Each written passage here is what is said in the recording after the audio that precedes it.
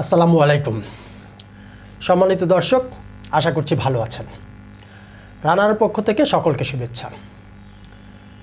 আপনারা সকলেই, আমরা সকলেই অধীর আগ্রহে অপেক্ষা করছিলাম সেনাবাহিনীর যেই গুরুত্বপূর্ণ বৈঠকটি হচ্ছে, সেই বৈঠক থেকে কী সিদ্ধান্ত আসতে যাচ্ছে। পুরো দেশ এবং জাতি তাকিয়েছিল আজকের এই বৈঠকের দিকে। অবশেষে আমরা বিভিন্ন সূত্র মাধ্যমে কিছু তথ্য জানতে পারলাম যে আজকের বৈঠকে আসলে সেনাপ্রধান জাতির উদ্দেশ্যে কি বললেন এবং সেনাবাহিনীর সদস্যদের, মূলত আসলে সেনাবাহিনীর সদস্যদের উদ্দেশ্যে তাদের করণীয় সম্পর্কে উনি কি বললেন এবং ওনাদের করণীয় সম্পর্কে এবং সরকারকে সেনাবাহিনীর পক্ষ থেকে কি মেসেজ দেয়া হলো। প্রিয় দর্শক, আসুন আমরা একটু মূলত যেই তথ্যগুলো আমরা জানতে পেরেছি সেগুলো প্রথমে শুনি, তারপরে বিশ্লেষণে যাওয়া যাবে। আজকের সেনাবাহিনীর যেই সভা ছিল, সেই সভায় সেনাপ্রধান শুরুতেই সেনাবাহিনী প্রধান বাংলাদেশ সেনাবাহিনীর সকল সদস্যদের আইন শৃঙ্খলা রক্ষায় নিরলস প্রচেষ্টার জন্য ধন্যবাদ জানান। তিনি বলেন, কিছু স্বার্থান্বেষী মহল দেশীয় ও আন্তর্জাতিক সেনাবাহিনীর বিরুদ্ধে মিথ্যা ও বিভ্রান্তিকর অভিযোগ তুলে বাহিনীকে বিতর্কিত করার অপচেষ্টা করছে। আমাদের তাদের উদ্দেশ্য সম্পর্কে সতর্ক থাকতে হবে। যেহেতু পুলিশ ও প্রশাসন নানা চ্যালেঞ্জের মুখে রয়েছে এবং সেনাবাহিনী শেষ ভরসা, তাই এসব মহল ইচ্ছাকৃতভাবে সেনাবাহিনীকে ব্যর্থ প্রমাণ করতে চায়, যাতে তারা নিজেদের অসাংবিধানিক পরিকল্পনা বাস্তবায়ন করতে পারে। সেনাপ্রধান আরও বলেন, সেনা কর্মকর্তাদের বিরুদ্ধে বিচার বহির্ভূত হত্যা, অপহরণ ইত্যাদি নানা মিথ্যা অভিযোগ তোলা হচ্ছে। এমনকি কখনো কখনো কর্মকর্তাদের হয়রানিও করা হচ্ছে, অথচ এসব বিষয়ে সেনা সদর দপ্তরকে যথাযথভাবে অবহিত করা হচ্ছে না। এ ধরনের বিষয়গুলো সম্পূর্ণরূপে সেনা সদর দপ্তরের আওতাধীন এবং ভবিষ্যতে এসব বরদাস্ত করা হবে না।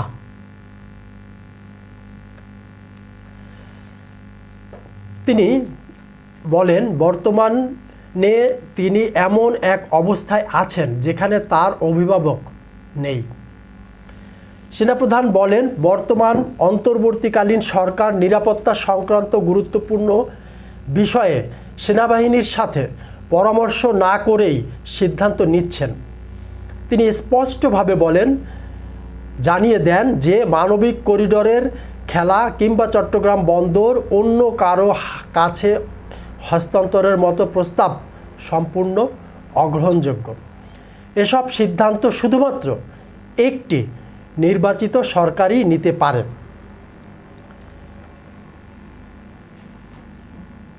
তিনি গভীরভাবে উদ্বেগ প্রকাশ করে বলেন, অন্তর্বর্তীকালীন সরকার গুরুত্বপূর্ণ নিরাপত্তা সংক্রান্ত সিদ্ধান্ত নিচ্ছেন সেনাবাহিনীকে অন্ধকারে রেখে। এমনকি জাতিসংঘের সেনাবাহিনীর সংশ্লিষ্ট বিষয়ের ওপর চিঠিও পাঠানো হয়েছে সামরিক কমান্ডারদেরকে সঙ্গে আলোচনা না করে।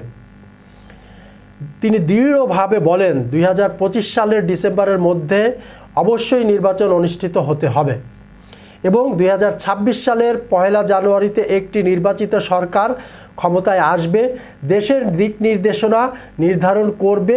একটি বৈধ নির্বাচিত সরকার, কোনো অনির্বাচিত প্রশাসন নয়।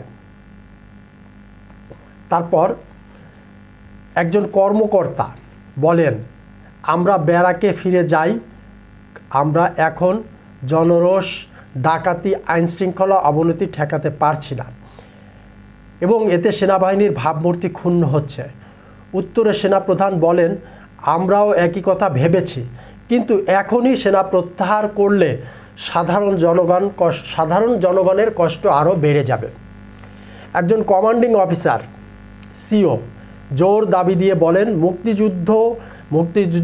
মুক্তিযুদ্ধের চেতনা এবং জাতীয় কোনো মর্যাদা কোনো অবস্থাতেই আপোষযোগ্য নয়। এগুলো রক্ষার বিষয়টি অমার্জনীয়। এ পর্যায়ে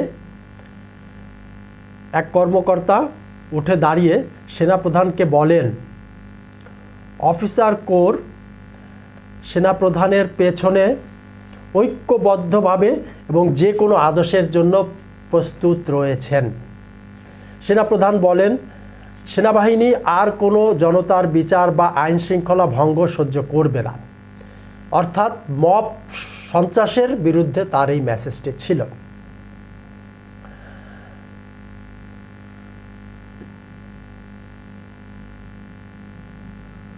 তিনি আইন শৃঙ্খলা নিয়ন্ত্রণে আরও কঠোর অবস্থান গ্রহণের ইঙ্গিত দেন। তিনি সিজিএসকে নির্দেশ দেন যে পরিকল্পনা গ্রহণ করা হয় যাতে আর কোনো গণ অপব্যবহার বা পুলিশ ও প্রশাসনের উপর হুমকি না দেওয়া হয়। সেনাপ্রধান বলেন, কিছু অবসরপ্রাপ্ত অফিসার ও সৈনিক মিথ্যা দাবি করছেন, তারা রাজনৈতিকভাবে হয়রানির শিকার। তিনি বলেন, যেসব শৃঙ্খলা ভঙ্গের কারণে তারা চাকরি হারিয়েছেন সেই সব তথ্য গণমাধ্যমে প্রকাশ করা হবে। আরও বলেন, কিছু অবসরপ্রাপ্ত স্বার্থান্বেষী অফিসার বর্তমান কর্মরত অফিসারদের বিরুদ্ধে মিথ্যা অভিযোগ ছড়াচ্ছেন, যার উদ্দেশ্য সেনাবাহিনীকে কলুষিত করা। এসব কোনোভাবেই সহ্য করা হবে না। এমনকি কিছু রাজনৈতিক নেতা সেনাবাহিনীর কর্মকর্তাদের ভারতের দালাল আখ্যা দিয়ে অপপ্রচার চালাচ্ছেন। সেনাবাহিনী একটি দেশমাতৃক দেশপ্রেমিক প্রতিষ্ঠান এবং দেশের স্বার্থেই দৃঢ়ভাবে অবস্থান করে। সেনাপ্রধান আরও বলেন, কিছু কর্মকর্তা পদোন্নতি বা ভালো পদের জন্য নানা জায়গায় দৌড়ঝাঁপ করছেন। এ ধরনের আচরণকে অত্যন্ত নেতিবাচকভাবে দেখা হবে। শেষ মুহূর্তে সকল কর্মকর্তারা এবং সেনা সদস্যরা হাততালি দিয়ে তার মনোবল এবং নৈতিক সমর্থন জানান। সেনাপ্রধানের যে কোনো নির্দেশ এবং তার সাথে সমাজের স্বার্থে, মানুষের স্বার্থে, দেশের স্বার্থে যে কোনো সেনাপ্রধানের নির্দেশ এবং যে কোনো পরিস্থিতি মোকাবেলার জন্য সেনা সদস্যরা প্রস্তুত রয়েছেন, এমনটিও সেনা সদস্যরা বলেন। এখন প্রিয় দর্শক, মূল বিষয়টি আপনারা বুঝতে পারলেন।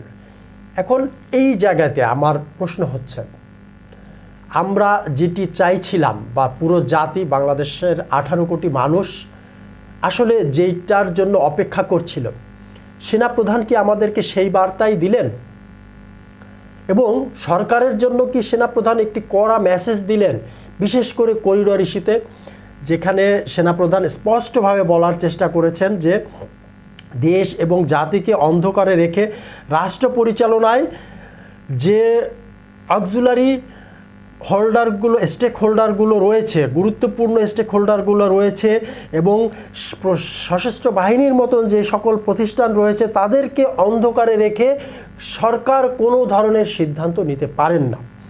এবং এ ধরনের সিদ্ধান্ত সরকার নিচ্ছেন বা নেয়ার চেষ্টা করছেন।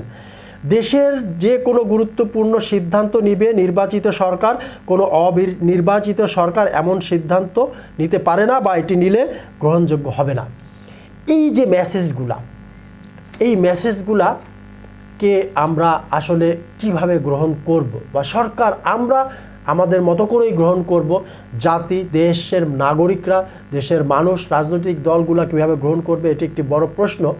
সবথেকে বড় প্রশ্ন, সরকার এবং এনসিপি এটিকে কিভাবে গ্রহণ করবে। কারণ সরকারের বিভিন্ন মহল থেকে নানাভাবে, বিশেষ করে সরকারের নিরাপত্তা উপদেষ্টা ডক্টর খলিলুর রহমান সরকারের মুখপাত্র হিসাবে পরিচিত, আদতে তিনি সরকারের প্রেস উইংয়ের প্রধান, সরকারের প্রেস উইং প্রধান জনাব শফিক সাহেব, ওনাদের যেই উদ্ধতপূর্ণ আচরণ এবং উদ্ধতপূর্ণ বক্তব্য এতদিন আমরা শুনে আসছিলাম, এখন এসে সরকার আসলে এটি কিভাবে গ্রহণ করবে বা তারা এটিকে কিভাবে ব্যক্ত করবে। সব শেষে যেটি বলতে চাচ্ছি, গতকালকের রাত্রে সরকারের উচ্চ মহলের সাথে এবং সশস্ত্র বাহিনীর উচ্চ মহলের যেই মিটিংটি হয়েছিল, যেই বৈঠকটি হয়েছিল, আসলে সেটিই ছিল সবথেকে গুরুত্বপূর্ণ। এবং সেখানেও নিশ্চয়ই সেনাপ্রধান এবং সশস্ত্র বাহিনী 3 বাহিনীর প্রধান থেকে তারা একটি বার্তা দিয়েছিল, যার জন্য সরকারও তাকিয়েছিল আজকে সেনাবাহিনী থেকে কি মেসেজ বা কি বার্তা আসে সেটির দিকে তাকিয়েছিল।